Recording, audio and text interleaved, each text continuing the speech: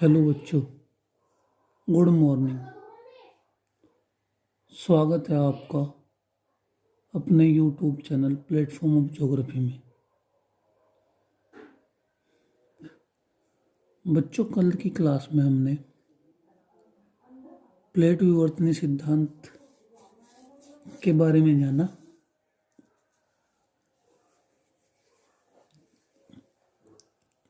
बच्चे, first of all हमने जाना महाद्वीपीय विस्थापन सिद्धांत, महाद्वीप ड्रिफ्ट, कॉन्टिनेंटल ड्रिफ्ट थ्योरी को जाना। महाद्वीप कैसे विस्थापित हो रहे हैं। फिर हमने जाना प्लेटें क्या हैं, प्लेटें कैसे खिसक रही हैं, कैसे चल रही हैं। अब बच्चे जानने की कोशिश करते हैं या समझते हैं कि पृथ्वी के आंतरिक भाग में ऐसा क्या है जिससे प्लेटें चलती हैं। वैसे पृथ्वी की आंतरिक संरचना के बारे में बात करें तो अभी ऐसे प्रत्यक्ष प्रमाण नहीं है जैसे कि वायुमंडल के या अंतरिक्ष के हमने या भूगोलवेताओं ने अभी तक खोजे की हैं, क्योंकि जो भी प्रमाण पृथ्वी की आंतरिक संरचना के बारे में मिले हैं या तो वो प्राकृतिक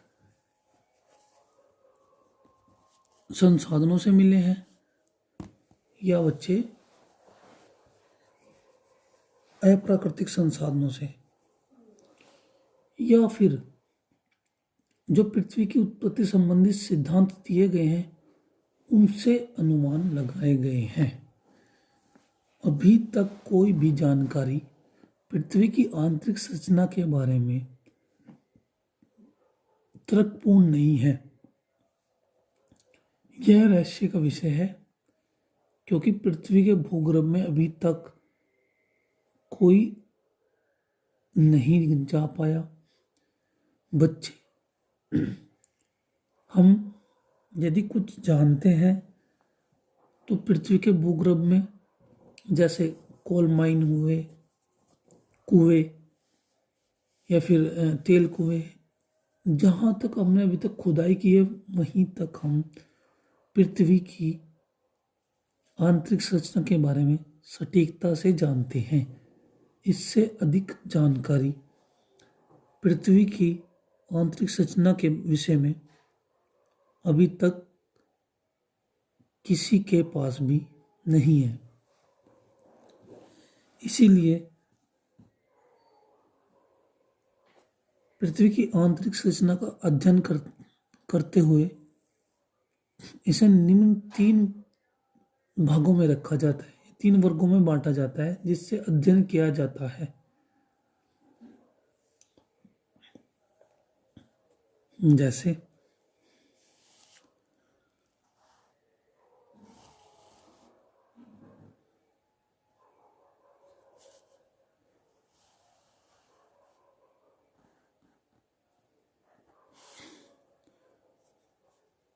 नंबर 1,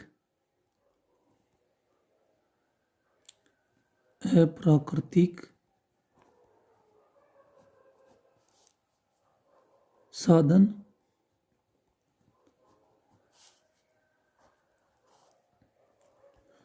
नंबर 2,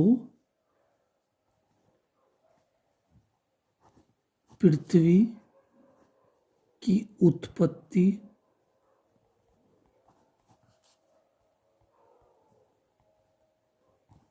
संबंधित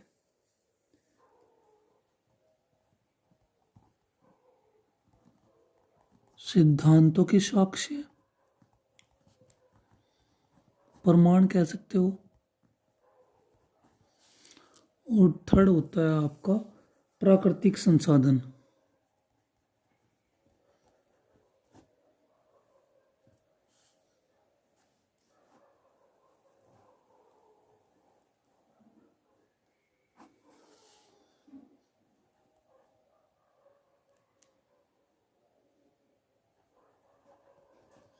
प्राकृतिक साधन। ठीक है बच्चा। पृथ्वी की आंतरिक संरचना को हम 3 वर्गों में रखकर अध्ययन करते हैं। अप्राकृतिक संसाधन, पृथ्वी की उत्पत्ति संबंधी सिद्धांत, या प्राकृतिक संसाधन। ठीक है बच्चा।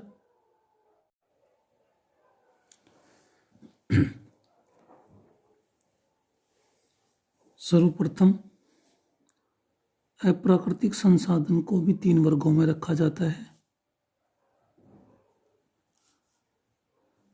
नंबर 1 पर आता है घनत्व,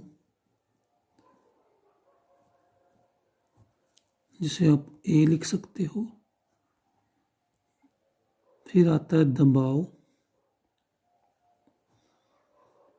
बी, और सी पर लिख सकते हो आप तापमान। ठीक है बच्चे। पृथ्वी की उत्पत्ति संबंधित सिद्धांत आपने पढ़े थे। पृथ्वी की उत्पत्ति संबंधित जैसे कांट महोदय का है, और जेफ्रे जीन्स और जेफ्रे का है हमारे। ठीक है। कास्टदीव बफन की सिद्धांत है, लाप्लास की निहारिका है। बच्चे उन्होंने, किसी ने गैसीय, किसी ने तत्वों से, जैसे कांट महोदय का हमने बोला था कि आप मुझे तत्व दो और मैं पृथ्वी का निर्माण करके दिखाता हूँ। ठीक है बच्चे। तो मानते हैं कि पृथ्वी के भूगर्भ में वही चीज़ें होंगी। यहाँ तो इस चीज़ को समझाया जाता है। और आते हैं प्राकृतिक संसाधन पर। यहाँ ज्वालामुखी और भूकंप।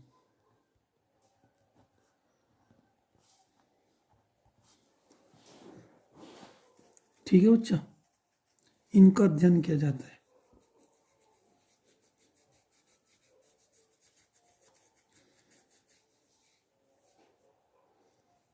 अब 1 बाय 1 चलते हैं।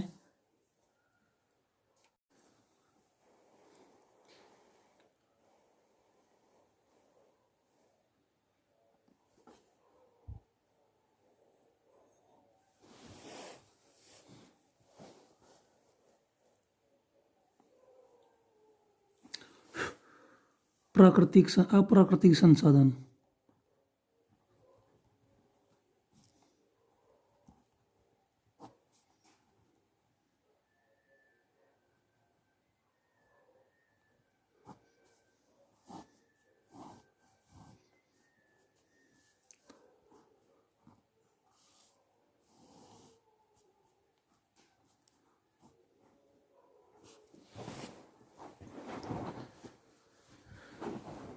तीन भागों में।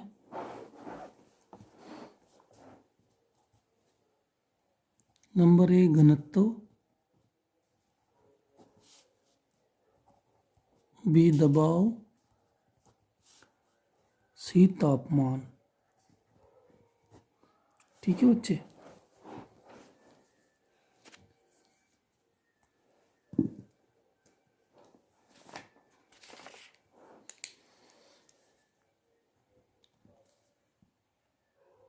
पृथ्वी का, एक बार पूरा लिख रहा हूँ फिर छोटा लिखूंगा। पृथ्वी का औसत घनत्व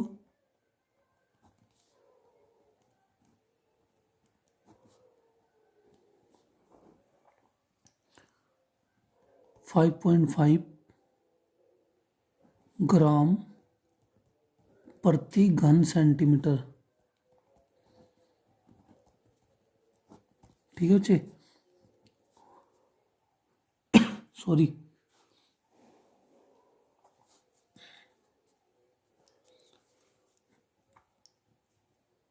बराह घनत्व शॉर्ट में लिख रहा हूं, समझना।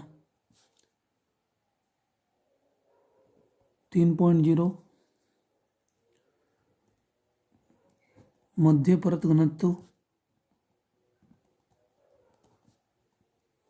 प्रति घन सेंटीमीटर ही लिखा जाएगा बच्चे। मैं सिर्फ आपको शॉर्ट में लिख रहा हूँ 5.0। और अंतरिम या आंतरिक परत घनत्व 11 से 13.5 प्रति घन सेंटीमीटर। ठीक है। अप्राकृतिक संसाधन में घनत्व, पृथ्वी का औसत घनत्व 5.5 प्रति घन सेंटीमीटर, बाह्य घनत्व 3.0 प्रति घन सेंटीमीटर, मध्य परत घनत्व 5.0 घन प्रति घन सेंटीमीटर और आंतरिक परत घनत्व 11 से 13.5 प्रति घन सेंटीमीटर। ठीक है। हमने जाना अप्राकृतिक संसाधन में 3 चीजें, घनत्व, दबाव और तापमान। घनत्व को भी जाना, दाब के बारे में जानते हैं। ठीक है बच्चे।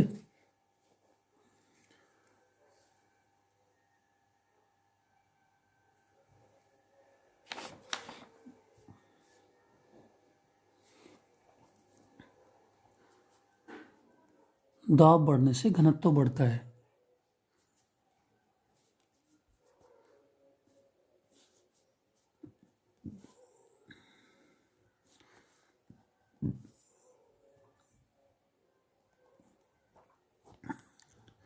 दबाव बढ़ने से घनत्व बढ़ता है। ठीक है।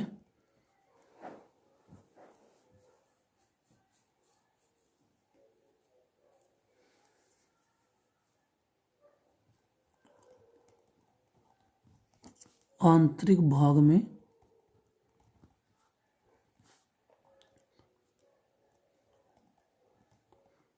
दबांतर पाया जाता है, लेकिन बच्चे जो दबांतर है वो यहाँ दबाव के कारण नहीं है। दबांतर वहाँ उपस्थित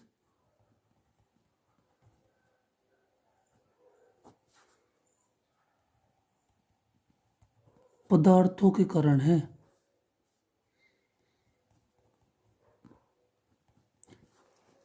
बच्चे ये इंपॉर्टेंट बात है, दाब बढ़ने से घनत्व बढ़ता है, लेकिन पृथ्वी के भाग में दाबांतर पाया जाता है, लेकिन जो दाबांतर है वो घनत्व के कारण नहीं है बच्चे, वहाँ उपस्थित पदार्थों के कारण है। वो ठोस अवस्था में, तरल अवस्था में, जो भी अवस्था में है, जो दाबांतर पाया जाता है वो उन पदार्थों के ही कारण पाया जाता है। ठीक है बच्चे। तापमान में आते हैं।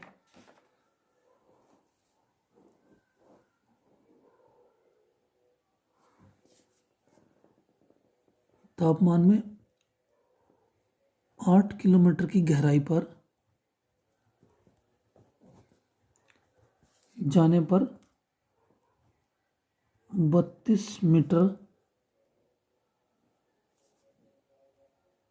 प्रति 32 मीटर पर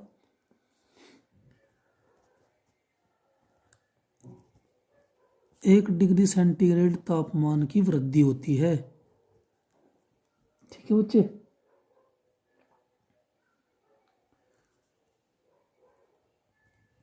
इसके बाद गहराई के साथ तापमान में कमी होती है। जैसे वृद्धि तो होगी लेकिन दर कम होगी बच्चे। जैसे प्रथम 100 किलोमीटर पर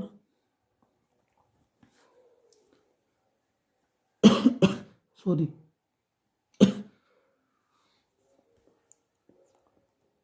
प्रत्येक 1 किलोमीटर पर 12 डिग्री सेंटीग्रेड तापमान की वृद्धि। ठीक है। और 300 किलोमीटर की गहराई पर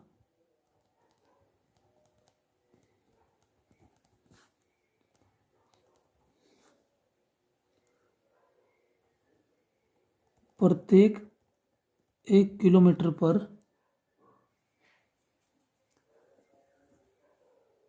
2 डिग्री सेंटीग्रेड तापमान में वृद्धि तथा इसके बाद 300 के बाद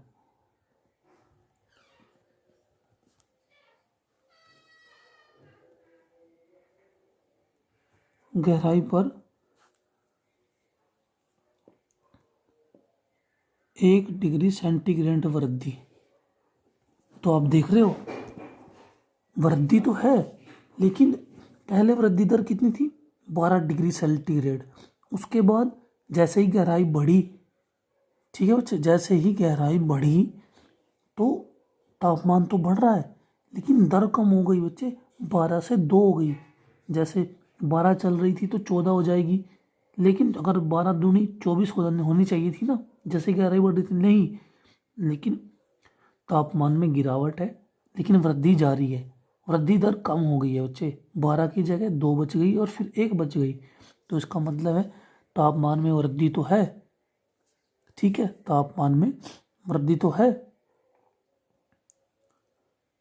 ठीक, लेकिन दर में कमी है। ठीक है बच्चे।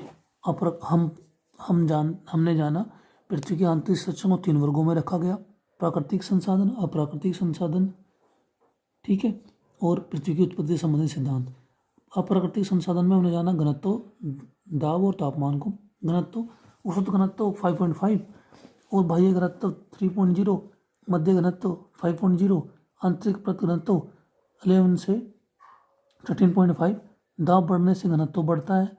आंतरिक भाग में जो दबांतर पाया जाता है वो वहाँ उपस्थित पदार्थों के कारण पाया जाता है। तापमान, बचे तापमान 8 किलोमीटर गहराई पर जाने पर प्रति 32 मीटर पर 1 सेंटीग्रेड तापमान की वृद्धि होती है। इसके बाद गहराई के साथ साथ तापमान में कमी आती है। प्रथम 100 किलोमीटर पर प्रत्येक किलोमीटर पर 12 सेंटीग्रेड तापमान में वृद्धि होती है। 300 किलोमीटर की गहराई पर प्रत्येक 1 किलोमीटर में 2 सेंटीग्रेड का तापमान की वृद्धि होती है। इसके बाद गहराई इसके बाद जो गहराई आती है उसमें प्रत्येक किलोमीटर पर 1 डिग्री सेंटीग्रेड तापमान की वृद्धि की जाती है। ठीक है बच्चे। तो बच्चे अब हम आते हैं पृथ्वी की उत्पत्ति संबंधी सिद्धांत। पृथ्वी की उत्पत्ति संबंधी सिद्धांत में क्या था बच्चे? जो हमारे भूगोलवेताओं ने सिद्धांत दिए हैं उन्हीं को साक्ष्य मानकर पृथ्वी की उत्पत्ति या आंतरिक संरचना का अध्ययन किया जाता है। जैसे लाप्लास ने निहारिका बताई, गैसीय निहारिका थी, तो बच्चे हम मानते हैं कि पृथ्वी के आंतरिक भाग में गैसें होंगी। कांट ने कुछ तथ्यों के कहा कि मुझे तथ्य दो, मैं पृथ्वी का निर्माण कर देता हूँ, तो बच्चे मानते हैं कि कुछ तथ्य होंगे पृथ्वी के भूगर्भ में। तो बच्चे यहाँ से यही बात बोली जाती है कि जो सिद्धांत जिस अकॉर्डिंग दिया गया है उसी की अकॉर्डिंग पृथ्वी के भूगर्भ में वो चीज़ें मान ली जाती हैं।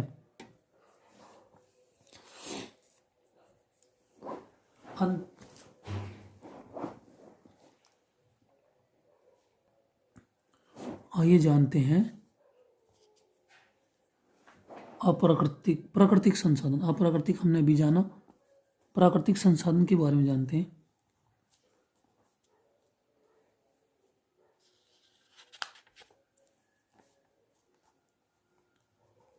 प्राकृतिक साधन, प्राकृतिक साधन में बच्चे हमने जाना था ज्वालामुखी और भूकंप को,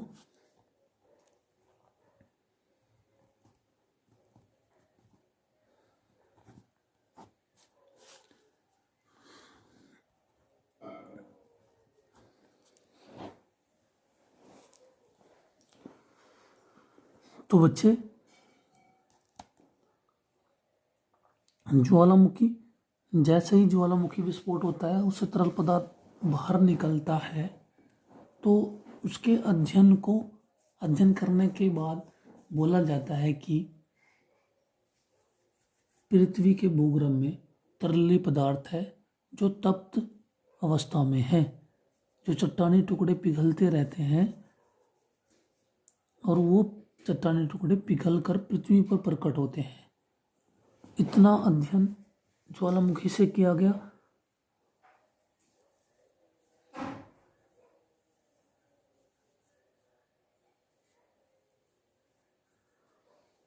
और बच्चे भूकंप भूकंप से मानते हैं कि पृथ्वी की आंतरिक जो बनावट है, एक स्पष्ट अनुमान लगाया गया कि यहाँ पर लहरें चलती हैं, लहरें गमन करती हैं, जिस कारण से भूकंप आते हैं। ठीक है बच्चे, ये तथ्य दिए गए। और भूकंप में तीन तरंगों को रखा गया।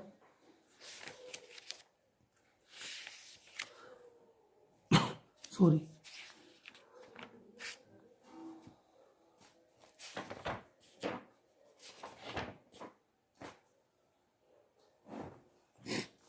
जिनसे इसका अध्ययन किया गया, पी तरंगे, एस तरंगे और एल तरंगे। ठीक है बच्चे, प्राथमिक,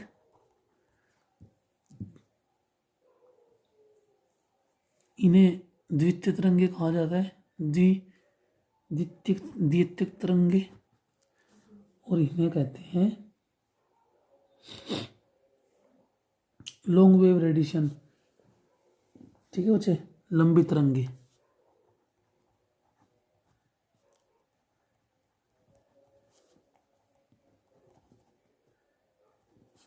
तरंगे।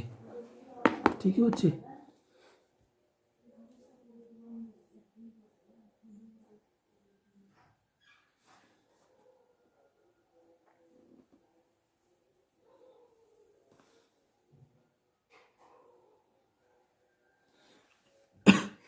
इन्हें अनुदैर्ध्य तरंगे भी कहा जाता है। और ये ठोस और गैस दोनों, ठोस गैस और तरल अवस्था, तीनों अवस्थाओं में चल सकती है। ठीक है बच्चे, और आपकी जो सेकंड तरंगे होती हैं, ये द्रव या तरल पदार्थ में जाके विलुप्त हो जाती हैं। और जो आपकी लॉन्ग वेव रेडिएशन होती है, धरातलीय तरंगे होती हैं, जो सबसे ज़्यादा नुकसान पहुंचाती हैं हमारे धरातल को। ये जिगजैग वे में चलती हैं और हमारी भूपृष्ठ को ऐसे ऐसे ऐसे करके नुकसान उखाड़ देती हैं बच्चे, जिससे हमें जन धन मन की हानि होती है। ठीक है बच्चे, अब हम आते हैं हमारी पृथ्वी की परतें। ठीक है बच्चे, जिन्हें हमें 3 आधारों पर बांटा है। पृथ्वी की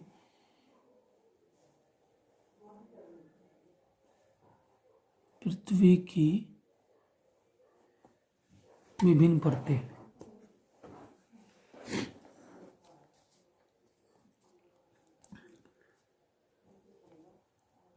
पृथ्वी की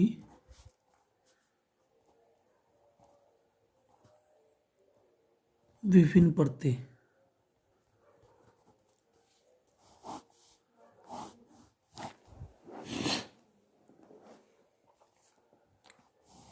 इसे फिर से 3 भागों में बांटा गया है।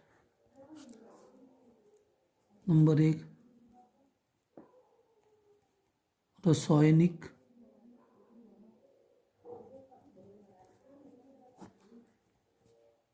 संगठन।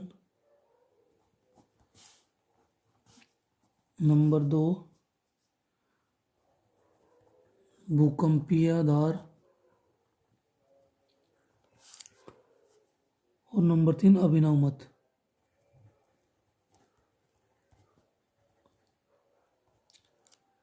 और यही बच्चे आपको एग्जाम में एक्सप्लेन करना है, अभिनव मत। इसी का डायग्राम आपको एग्जाम में देना है। ठीक है बच्चे, रासायनिक में 3 परतें, ए,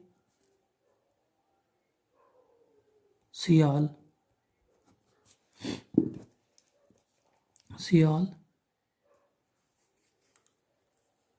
सिलिका प्लस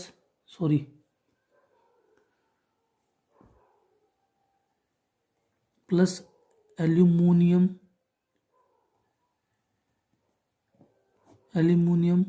से बनी है, और निर्माण ग्रेनाइट से।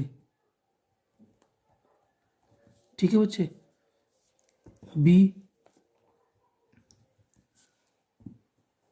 बी में आती है आपकी सीमा। ये आपको खुद से एक्सप्लेन करना है। सिलिका, सिलिका तथा मैग्नीशियम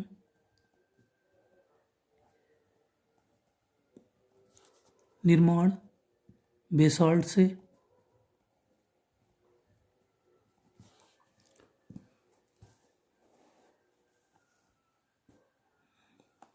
नंबर सी, नीफे,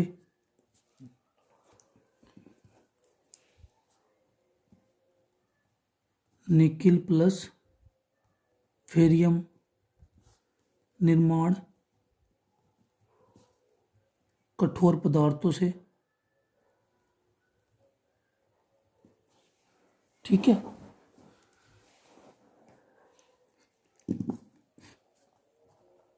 ए, स्थलमंडल, ये वैसे एक्सप्लेन करने की नीड है नहीं, आप इसे बस नीड डाल के ऐसे छोड़ सकते हो।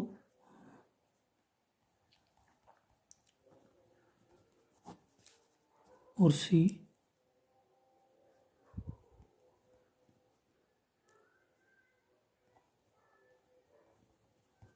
ठीक है बच्चे। आपके अनुभव या रिसेंट व्यूज में आते हैं तो यहाँ पर बच्चे ए में क्रस्ट आता है, बी आपका मेंटल आता है और सी आपका कोर आता है। तो आपने जाना विभिन्न परतों में तीन वर्गों में बांटा गया। एक रासायनिक संगठन, भूकंपीय आधार और अभिनव मत। रासायनिक में सियाल, सीमा और नीफे। भूकंप में स्थलमंडल, पाइरोस्फीयर, बेरोस्फीयर और अणु में क्रस्ट, मेंटल, कोर। आइए बच्चे, अब हम जानते हैं अनुभव मत, जो वर्तमान में आपको एग्जाम में एक्सप्लेन करना है। यदि आपसे पूछा जाता है और वहीं से वनडे एग्जाम में भी क्वेश्चन पूछे जाते हैं। यदि प्रतियोगी परीक्षाओं के बारे में जाने तो क्वेश्चन अगर आंतरिक संरचना से ज्योग्राफी में पूछा जाता है तो वह क्रस्ट, मेंटल या कोर से ही जाना जाता है। वो भी यदि उनकी गहराई या उन परतों में मध्य में छोटी छोटी परतें पाई जाती हैं, उनके नाम पूछे जाते हैं। तो ये बच्चे, अब हम अनुभव मत के बारे में जानते हैं।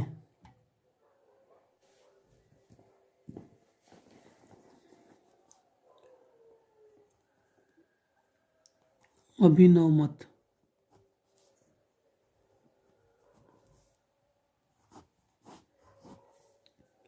नंबर एक क्रस्ट।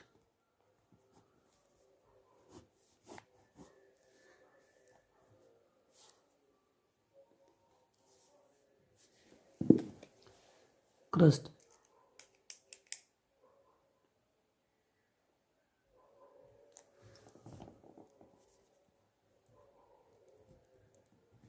पृथ्वी की बाह्य परत, भूपट्टी जिसे कहा जाता है। ठीक है बच्चे।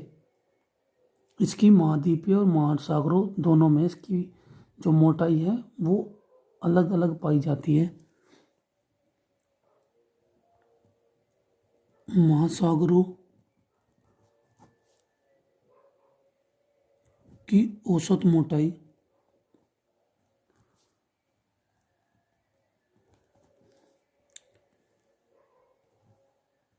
5 किलोमीटर।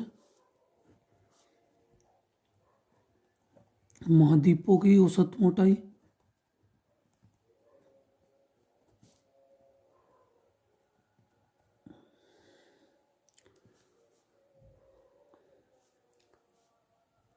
30 किलोमीटर।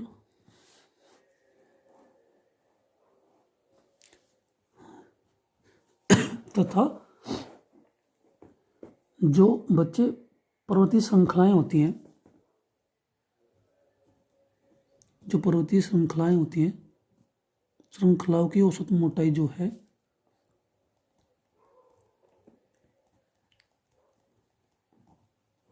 औसत मोटाई जो होती है बच्चे, वो 70 से 100 किलोमीटर मानी गई है। ठीक है बच्चा। और यहाँ इस परत में हम जो मानते हैं, एक ऊपरी क्रस्ट मानते हैं और एक निचली क्रस्ट मानते हैं। अभी मैं आपको डायग्राम से समझाऊंगा। और बच्चे, जो यहाँ से प्राथमिक तरंगे, भूकंप की प्राथमिक तरंगे गुजरती हैं, वो ऊपरी क्रस्ट से 6.1 किलोमीटर प्रति सेकंड की दर से गुजरती हैं और निचली क्रस्ट में 6.9 प्रति किलोमीटर प्रति सेकंड की दर से गुजरती हैं। ठीक है बच्चे। ऊपरी क्रस्ट का घनत्व 2.8 पाया जाता है और निचली क्रस्ट का घनत्व 3.0 पाया जाता है। ठीक है बच्चा। आते हैं मेंटल पर।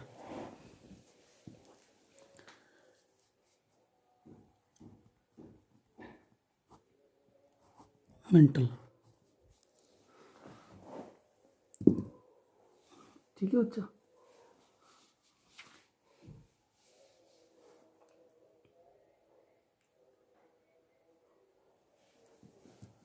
ये बच्चे क्रस्ट के निचला भाग है।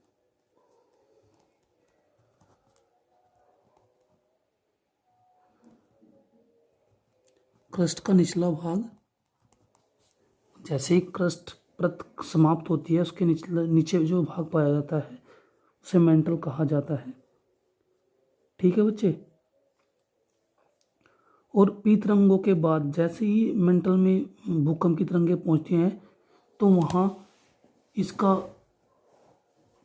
जो गमन है उसकी गति 6.9 किलोमीटर प्रति सेकंड से बढ़कर 7.9 किलोमीटर प्रति सेकंड हो जाती है। ठीक है बच्चे। और जो इसकी गहराई है वो 2900 किलोमीटर तक पाई जाती है। गहराई 2900 किलोमीटर तक पाई जाती है मेंटल की। ठीक है बच्चे।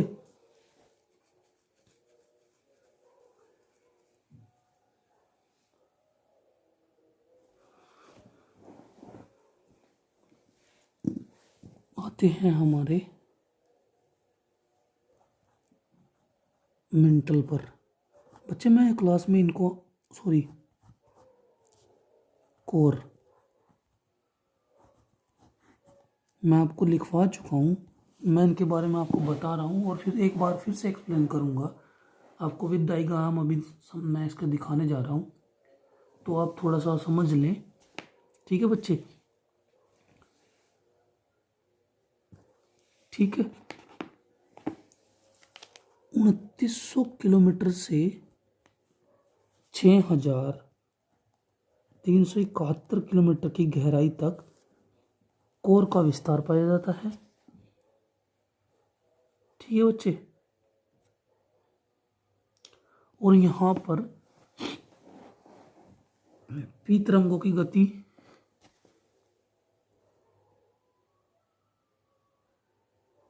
बहुत अचानक से काफ़ी वृद्धि हो जाती है, जिस कारण उनकी गति 13.6 किलोमीटर प्रति सेकंड हो जाती है।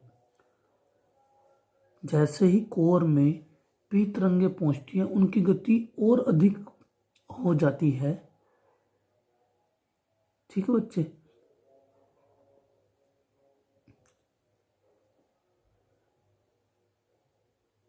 और इसी क्षेत्र में वृद्धि के कारण घनत्व में परिवर्तन आता है और इसी परिवर्तन के कारण इसमें एक क्षेत्र पाया जाता है जिसे गुटेनबर्ग कहा जाता है। ठीक है बच्चा। और कोर भी दो तरह की होती हैं, एक बाह्य कोर, एक आंतरिक कोर। आइए इसे मैप से देखते हैं।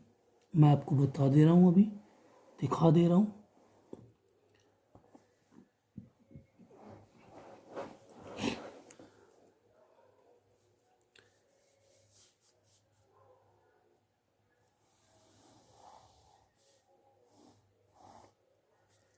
ये हमारी पृथ्वी, इसका ये हिस्सा हमने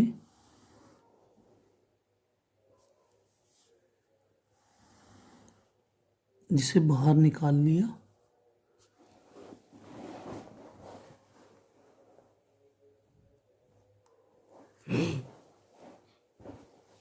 ठीक है बच्चे।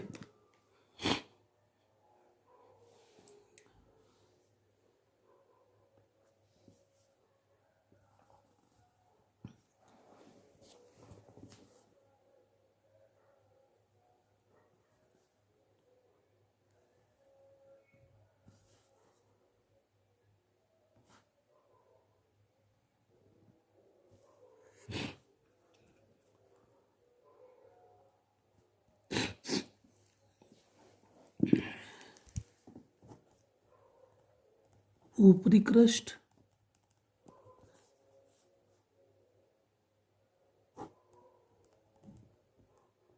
निचली क्रस्ट।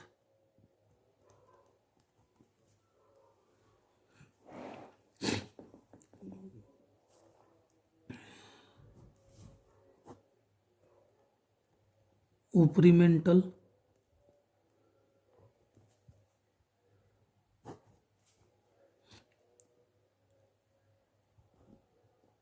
निचली मेंटल।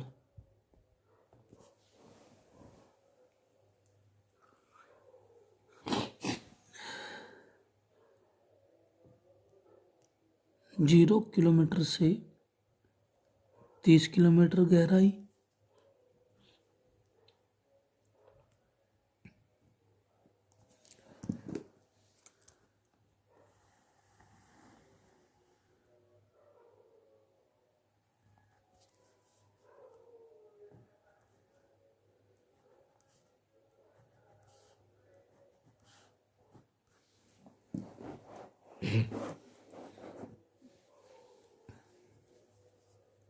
ये 200 किलोमीटर और ये 700 किलोमीटर। और जो बच्चे इसकी पहुंच है वो 2900 किलोमीटर तक है। तो 2900 किलोमीटर से 600 या 6371 किलोमीटर तक कोर का विस्तार पाया जाता है। ठीक है बच्चे।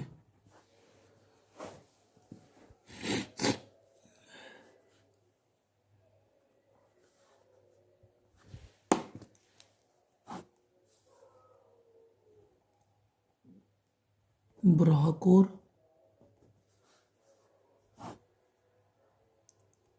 आंतरिक कोर।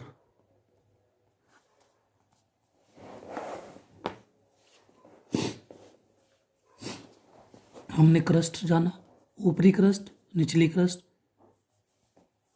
जो क्रस्ट पाई जाती है 30 किलोमीटर तक पाई जाती है। उसके बाद आपकी आती है मेंटल। मेंटल को दो भागों में बांटा गया, ऊपरी क्रस्ट, ऊपरी मेंटल और निचली मेंटल। ऊपरी मेंटल 30 किलोमीटर से 200 किलोमीटर तक पाई जाती है और निचली मेंटल 200 किलोमीटर से 700 किलोमीटर तक पाई जाती है। और उस 700 किलोमीटर से नीचे मेंटल का निचला ही भाग पाया जाता है, या मध्य। 200 से 700 किलोमीटर तक आपसे मध्य मेंटल का बोल सकते हैं, मध्य मेंटल। और ये आपकी निचली मेंटल। ठीक है बच्चे। 2900 किलोमीटर से 6371 किलोमीटर तक आपकी कोर पाई जाती है, जिसे दो भागों में रखा गया है, बाह्य कोर, आंतरिक कोर। ठीक है बच्चे। बाह्य कोर 2900 किलोमीटर से 5150 किलोमीटर तक पाई जाती है तथा आंतरिक कोर 5150 किलोमीटर से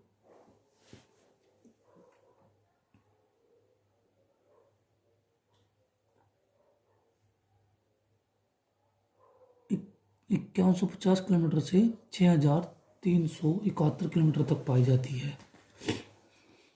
और बच्चे भी मैंने बताया था कि आपको एक क्षेत्र जिसे गुटेनबर्ग कहा जाता है, वो मेंटल और कोर के मध्य का भाग जो है जिसे कोर कहा जाता है, गुटेनबर्ग कहा जाता है।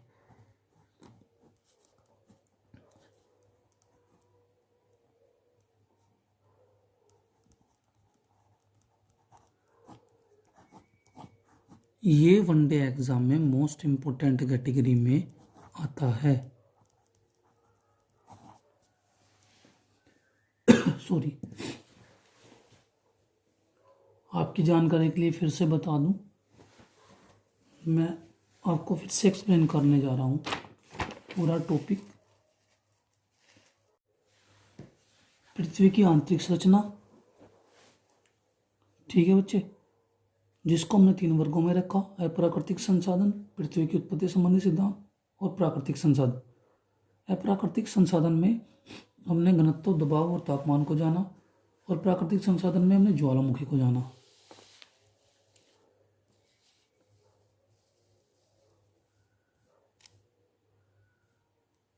अप्राकृतिक संसाधन जिसमें घनत्व, दबाव और तापमान को जाना। औसत घनत्व 5.5 ग्राम प्रति घन सेंटीमीटर, बाह्य प्राप्त घनत्व 3.0, मध्य घनत्व 5.0 और अंतिम आंतरिक घनत्व 11 से 13.5 प्रति घन सेंटीमीटर। ठीक है बच्चे, आते हैं दबाव पर। दबाव बढ़ने से घनत्व बढ़ता है, लेकिन दबाव जो दाबांतर पृथ्वी के भूगर्भ में पाया जाता है वो घनत्व के कारण नहीं, वहाँ उपस्थित पदार्थों के कारण पाया जाता है। ये मोस्ट इम्पोर्टेंट पर्सन है। ऐसे ही क्वेश्चन वनडे एग्जाम में पूछे जाते हैं। यहाँ तक आपके यूजीसी नेट में आप जो जीआरएफ के लिए परीक्षा देते हो वहाँ ऐसे ही क्वेश्चन हमारे ज्योग्राफी से पूछे जाते हैं। तापमान 8 किलोमीटर की गहराई पर प्रति 32 मीटर जैसे ही जाते हैं तो 1 डिग्री सेंटीग्रेड की तापमान वृद्धि होती है। इसके बाद गहराई के साथ साथ तापमान में कमी आती है। जैसे प्रथम 100 किलोमीटर की गहराई पर 1 किलोमीटर जाने के बाद 12 डिग्री सेंटीग्रेड तापमान में वृद्धि होती है। 300 किलोमीटर की गहराई पर जाने पर प्रत्येक 1 किलोमीटर में 2 डिग्री सेंटीग्रेड तापमान की वृद्धि होती है। और 300 के बाद जैसे ही हम आगे बढ़ते हैं तो प्रत्येक किलोमीटर पर 1 डिग्री सेंटीग्रेड तापमान की वृद्धि होती है। तापमान बढ़ेगा लेकिन दर में कमी होगी। ठीक है बच्चा, आगे हमारे जो पृथ्वी उत्पत्ति संबंधी सिद्धांत है उनके बारे में हम जान चुके हैं बच्चे। ठीक है, वो हमने पढ़े थे। वो उन्हीं के आधार पर उन्हें रखा जाता है। वहाँ जो भी हमारे भूगोलवेताओं ने जानकारी दी थी उसकी अकॉर्डिंग हम वहाँ एक्सप्लेन करते हैं। ठीक है बच्चे, वहाँ से वनडे एग्जाम से क्वेश्चन नहीं पूछे जाते। और प्राकृतिक संसाधन में 2 प्राकृतिक संसाधन हैं, ज्वालामुखी और भूकंप। ज्वालामुखी विस्फोट से जो मैग्मा तरल अवस्था में बाहर आता है तो हम मानते हैं कि हमारे पृथ्वी में तरलीय पदार्थ अवस्था में जो चट्टानें पिघली हुई हैं वो उपस्थित हैं।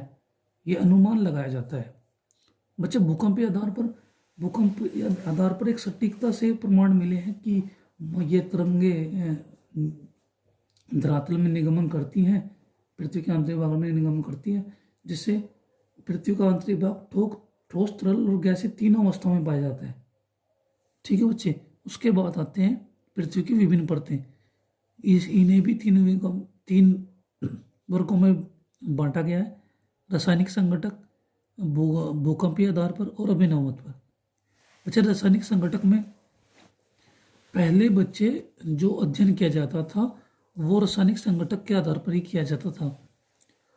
उसमें सियाल, सीमा और नीफे। सियाल का निर्माण सिलिका प्लस एल्युमिनियम से, और इसी यहाँ जो चट्टानों की अधिकतर रचना पाई जाती है वो ग्रेनाइट।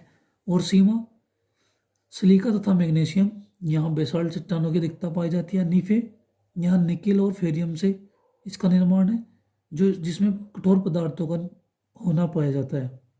भूकंपीय आधार स्थलमंडल, पाइरोस्फीयर और बायोस्फीयर, इसमें भी बच्चे यही चीज़ें हैं। स्थलमंडल में ग्रेनाइट, पेरोस्फीयर में बेसाल्ट और बेरोस्फीयर में कठोर पदार्थ। ऐसे ही बच्चे हम आते हैं अभिनव मत पर। अभिनव मत में हमने जाना क्रस्ट, मेंटल और कोर को। अभिनव मत में जाना हमने बच्चे मेंटल, क्रस्ट, कोर को। पृथ्वी की बाह्य परत को कोर कहा जाता है। महासागरों में इसकी औसत मोटाई 5 किलोमीटर है। महाद्वीपों में औसत मोटाई 30 किलोमीटर है। और पर्वतीय श्रृंखला में औसत मोटाई 70 किलोमीटर से 100 किलोमीटर है। क्रस्ट का निचला भाग मेंटल कहलाता है। मेंटल को दो भागों में बांटा गया है, ऊपरी मेंटल और निचली मेंटल, जिसकी गहराई 30 किलोमीटर से लेके 2900 किलोमीटर तक है। बच्चे इसके बाद आता है कोर। कोर को भी दो भागों में बांटा गया है, बाह्य कोर और आंतरिक कोर। कोर 2900 किलोमीटर से 6371 किलोमीटर तक पाया जाता है। बच्चे हमने आज पृथ्वी की आंतरिक संरचना को जाना। उम्मीद करता हूँ आपको क्लास समझ में आई होगी। यदि कोई भी तथ्य आपको समझ नहीं आता है तो आप कमेंट बॉक्स में कमेंट छोड़ सकते हैं, पूछ सकते हैं। बच्चे जैसे ही नेक्स्ट क्लास ओपन चलेगी तो मैं आपको वहाँ आपका डाउट, आपको आपकी के समस्या के बारे में बताऊंगा। ठीक है बच्चे। यदि फिर भी मैं कहना चाहूँगा, यदि आपको कुछ समझ में नहीं आता है तो आप क्लास को रिवाइंड कीजिए। जैसे ही आप क्लास को दोबारा से करते हो तो आपको सब समझ में आ जाएगा। उम्मीद करता हूँ आपको क्लास अच्छी लगी होगी। अगर यदि क्लास अच्छी लगी हो तो कमेंट जरूर करें। Thank you so much. हंसते रहे, मुस्कुराते रहें। फिर मिलते हैं नेक्स्ट क्लास में।